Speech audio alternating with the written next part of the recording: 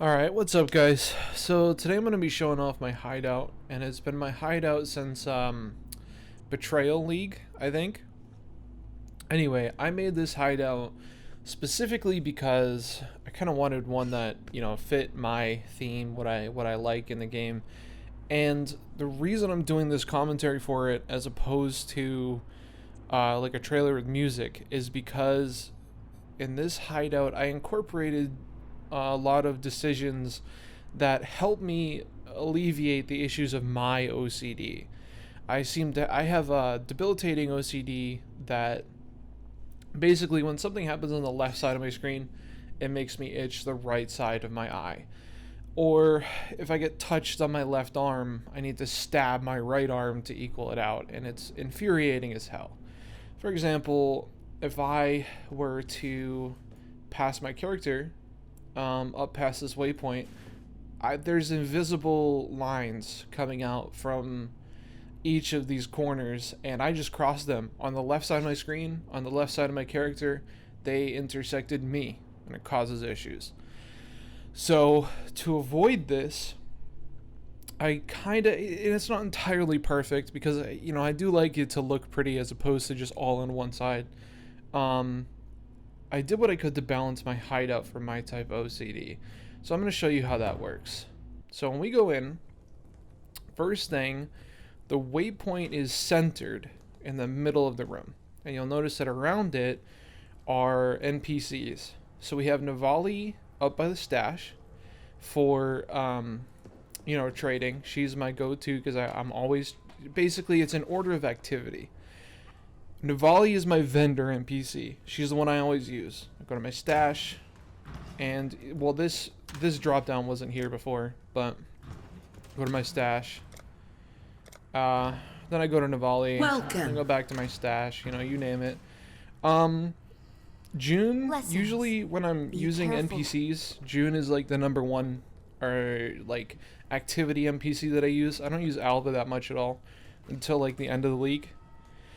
So June is right here on the right side of the waypoint, directly, perpendicular almost to the waypoint. So we have Tane. The reason Tane's here is because during his league, there was no button to go to his lab, so you had to go to him. So he was my second most active. So he's here. Helena here because I practically never use her unless there's a bug or there's somebody in my hideout just griefing that I want to get rid of. I don't really talk to Helena. Einhar is here because you don't actually ever talk to Einhar. I mean, like really, you go to the menagerie, you do your own stuff. You don't talk to him. Alva is here because she's on the left side, which is like the worst side for me. So she's here because she needs space. Otherwise, I would put her where Helena is, but her portals need space, so it's kind of a sacrifice I made. Then we have Cassia, who I use like 10 times a league, if that. I rarely anoint anything, and when I do, it's like when I'm mostly min-maxed. So we have least important NPCs on the left, closer to the top left, and then we have most important NPCs on the right, closer to the top right. So within my vision, when I log in, when I get into my hideout, most important NPCs are here. The place I'm going to go is my stash. My guild stash is here if I need it.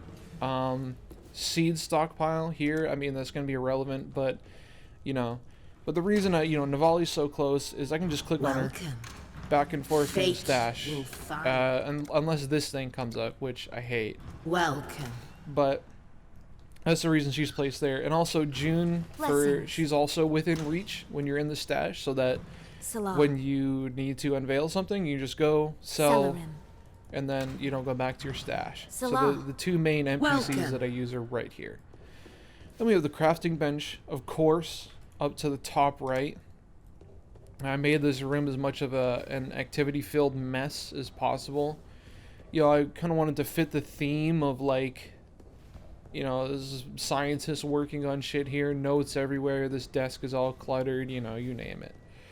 But if you look on the left side over here, we have a library, and it's all kind of neat and satisfying-ish, but there's not really too much activity going on. It's a very relaxed area as opposed to the crafting area.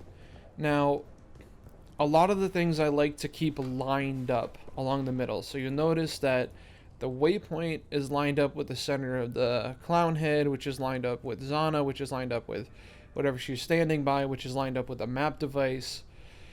And you also notice that Kirak is on the right.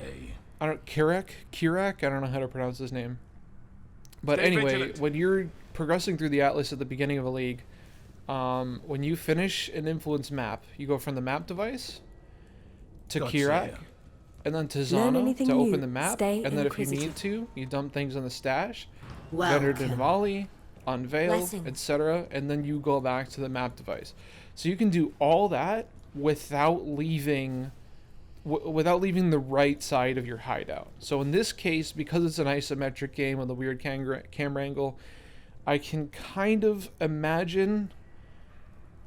So south would be, you know, down here in the bottom right near the mana globe, and then the top left where the bus would be, that would be north. So I can kind of excuse my OCD. I can kind of help give it an excuse to assume that anything along this axis from the map device to the waypoint to Helena, anything on the top of it is right, anything on the bottom is left. So that helps me kind of get over it. Of course, we have the map device. We have this altar here, which you can't really see from here. It's a little bit of activity, but I pretty much just block it out. And we still have, you know, Zana, Kirak, some fire, some particles, candle, etc. over here, so it's not that big of a deal. And then it's a small map device so that when the stash is open, you can't see the portals. They're not on the left side causing issues. You know what I mean? They're not taking up your vision and causing activity, causing me to scratch my right eye. Then we come over here, we've kind of got the rest. We've got bedrooms, you know, some relics and stuff. We've got more beds. So this would be like my bedroom, and then this would be like guests or whatever. And then we've got, you know, more relics. I've kind of got like a treasure area. But if we go outside real quick, actually we'll go outside last. So then we've got, this is the surgeon's study for the most part. And that's because the surgeon is this guy. I give him a different name every league, you know, whatever. I wish I could fill these spectator seats with NPCs, but they kind of just like clip through the bottom and it doesn't look very good. But this is just kind of like a themed thing for the, you know, science aspect of the hideout. More relics, you know, hallway, seating.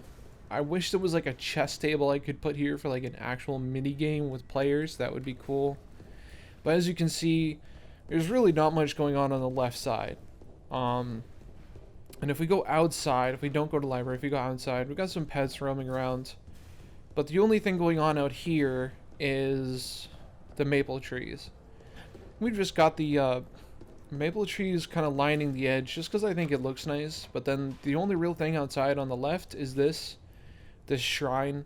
Just because I feel like it needed something, but again, I don't want my attention to focus on the left side. Now if we go over here, you know, more pets, but then we have the azurite area. I figured kind of, you know, with this, you know, thing to the basement already here, we could just make an azurite cave, an outcrop, you know, put Nico here, and then we have just our makeshift azurite mine within the hideout.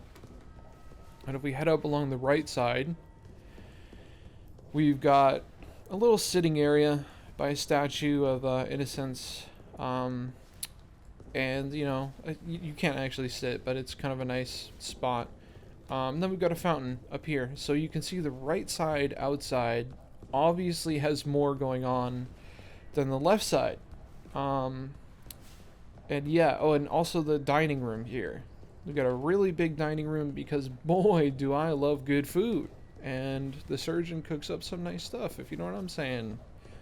So this is it. This is the hideout. Basically did everything I could to accommodate my own OCD. Like I said, some things don't work out entirely, but this is basically the compromise that I made to have it actually look okay as well. I would put more out here. I would tile the whole outside. I have enough. But the problem is we are at our decoration limit of 750. So this is it. This is as best as it's going to get, I think. But yeah, so that's my hideout. Maybe you have to come up with a name for it. But yep, OCD friendly, at least for my type of OCD. And looks good, in my opinion. So thanks for watching. If you want, I'll put the hideout showcase link in the description, and it'll probably have like an actual trailer as opposed to this commentary thing. So if you want it, just be warned, it has MTX. And I'm not going to take them off for the copy paste, because it's kind of a bitch to set everything out the way it is. Like if I just click edit, yeah. So alright, we're going to ignore that. But yeah, if you have the MTX and you want to use the hideout, link will be in the description.